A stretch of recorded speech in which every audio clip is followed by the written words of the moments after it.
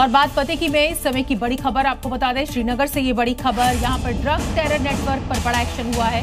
Drug terror peddler की property को seize किया गया है। अहमद शेख जो है वो 75 लाख की संपत्ति उसकी सीज हुई है। ड्रग टेरर नेटवर्क में अहमद का घर सीज हुआ है। एनडीपीएस एक्ट के तहत ये पूरी की पूरी कार्रवाई जम्मू कश्मीर पुलिस ने की है।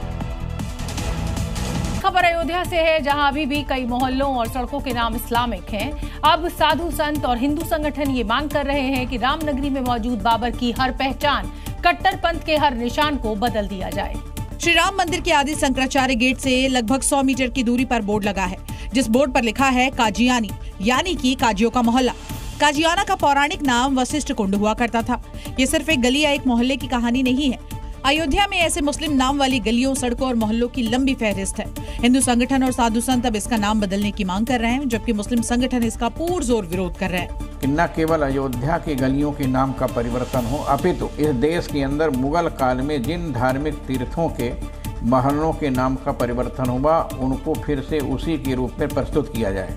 रोडों, नालों, सड़कों, खड़ंजों के नाम बदल देने से आदमी की सेहत पर कोई फर्क नहीं पड़ता। अब सवाल है कि संतों और बीजेपी की मांग आखिर कितनी जायज है।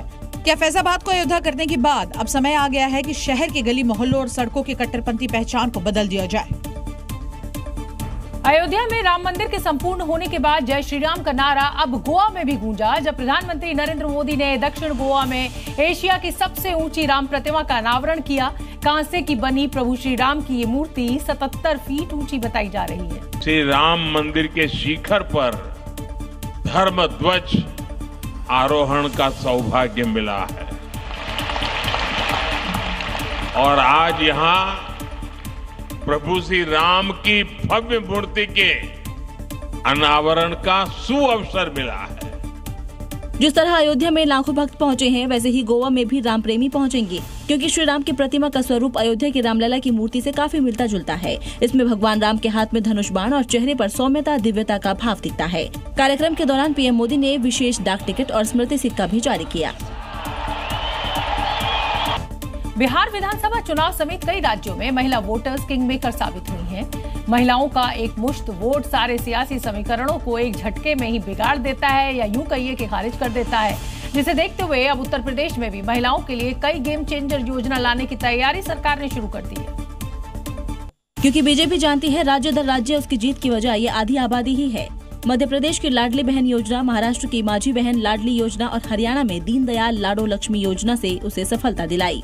27 के विधानसभा चुनाव से पहले बीजेपी महिलाओं के लिए एक बड़ी योजना ला सकती है। यूपी में अभी करीब 15.35 करोड़ मतदाता है, जिसमें से 8.18 करोड़ पुरुष जबकि 7.17 करोड़ महिला वोटर्स हैं। प्रदेश में महिलाओं से जुड़ी कई योजनाएं पहले से चल रही हैं। इसी कड़ी में यूपी सरकार ने 1 करोड़ लखपति दीदी बनाने का टारगेट तय किया है। आधी आबादी के लिए लाई जाने वाली बीजेपी की ये योजना चुनाव में गेम चेंजर की भूमिका निभा सकती है। अगली खबर कर्नाटक से, जहां सत्ता संघर्ष के बीच पावर की लड़ाई चरम पर पहुंच गई है। डिप्टी सीएम डीके शिवकुमार के एक्स पोस्ट के बाद कांग्रेस में अब खलबली मची हुई है और इसके जवाब में मुख्यमंत्री सिद्धरमैया ने भी पोस्ट लिखी है। खबर है कि दोनों नेता जल्द ही दिल्ली आ सकते हैं। अब सवाल ये खड़ा होता है कि क्या दिल्ली में कर्नाटक के संकट का समाधान आलाकमान निकाल पाएगा? अब जरा इन दो तस्वीरों को गौर से देख लीजिए। पहला post deputy CM DK Shivakumar का है, जिसमें उन्होंने लिखा है कि word power is world power, मतलब वचन की ताकत दुनिया की सबसे बड़ी ताकत है।